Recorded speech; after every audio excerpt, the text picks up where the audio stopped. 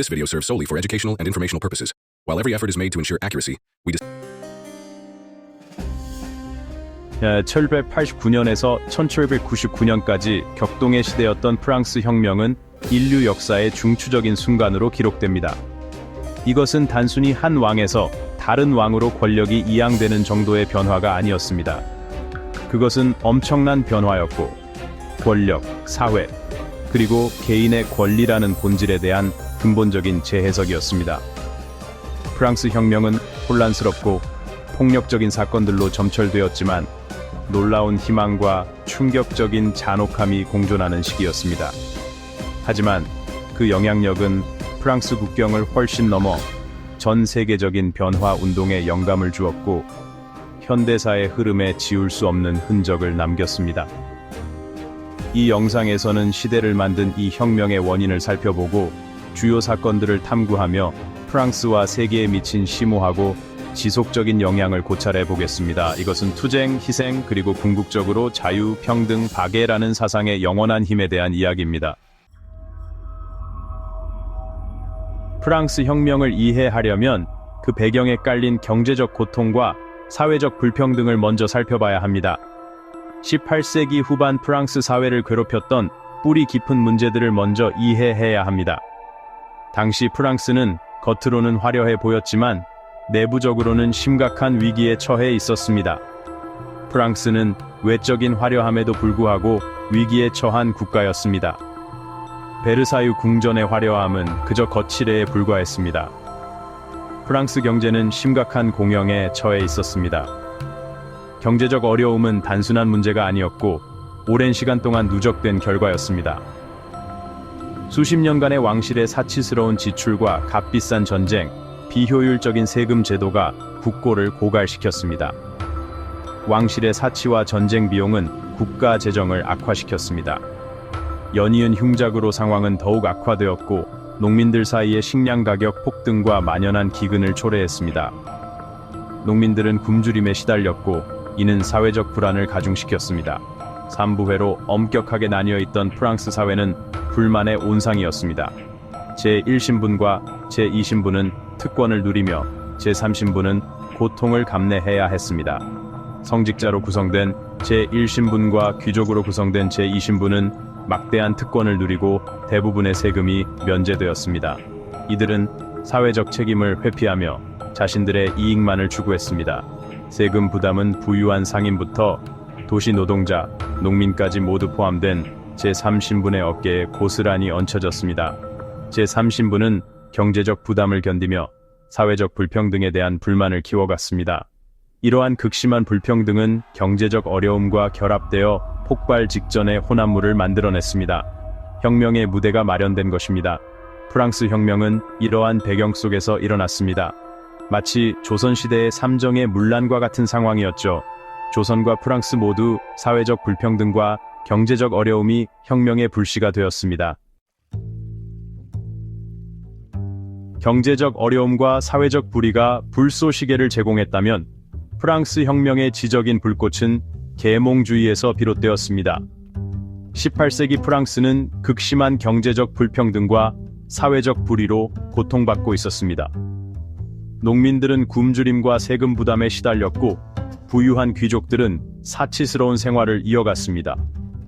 이러한 상황은 혁명의 불씨를 지피는 데 중요한 역할을 했습니다.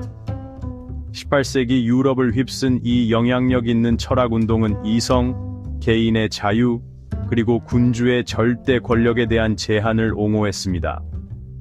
계몽주의는 인간의 이성과 과학적 사고를 중시하며 전통적인 권위와 신념에 도전했습니다. 이 운동은 프랑스 혁명의 사상적 기반을 제공했습니다. 존 로크, 장자크 루소, 몽테스키오에와 같은 사상가들은 왕권신 수설에 의문을 제기하고 동의에 의한 정부를 주장했습니다.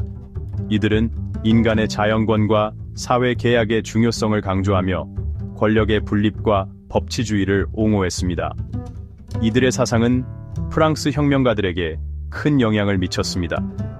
그들은 권력 분립, 자영원, 그리고 인민 주권을 옹호했는데 이는 점점 불만이 커져가던 프랑스 국민들에게 깊이 와닿는 급진적인 사상이었습니다. 이러한 사상은 프랑스 사회 전반에 걸쳐 빠르게 퍼져나갔고 혁명의 불씨를 더욱 키웠습니다. 당시 유명 여성들이 주최한 지식인 모임인 살롱은 혁명 사상의 온상이 되었습니다. 살롱에서는 다양한 계층의 사람들이 모여 자유롭게 토론하고 새로운 사상을 공유했습니다. 이러한 모임은 혁명 사상의 확산에 중요한 역할을 했습니다. 이곳에서 계몽주의 사상이 논의되고 전파되어 기존 질서에 대한 불만이 더욱 커졌습니다. 살롱에서의 토론은 혁명가들에게 큰 영감을 주었고 그들은 새로운 사회를 꿈꾸기 시작했습니다. 계몽주의가 프랑스 혁명을 직접적으로 일으킨 것은 아니지만 계몽주의가 가진 강력한 사상은 현상 유지에 도전하고 더 새롭고 정의로운 사회를 구상하는 지적틀을 제공했습니다. 계몽주의 사상은 프랑스 혁명의 이념적 기반을 형성하며 혁명가들에게 큰 영감을 주었습니다.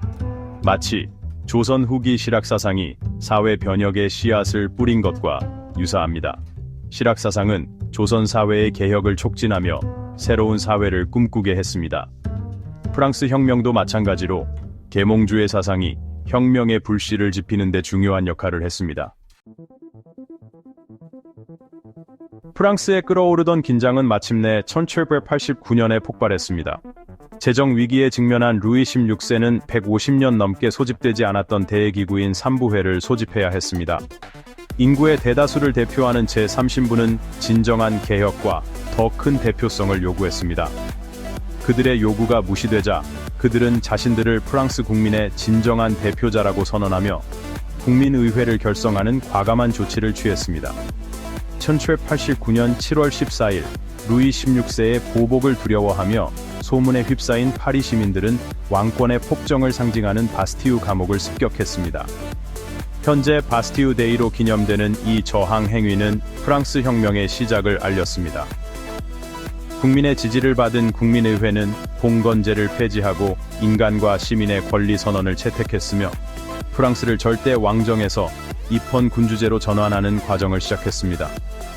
마치 민중들이 분연히 일어나 새로운 시대를 열고자 했던 동학 농민운동과 같은 맥락입니다.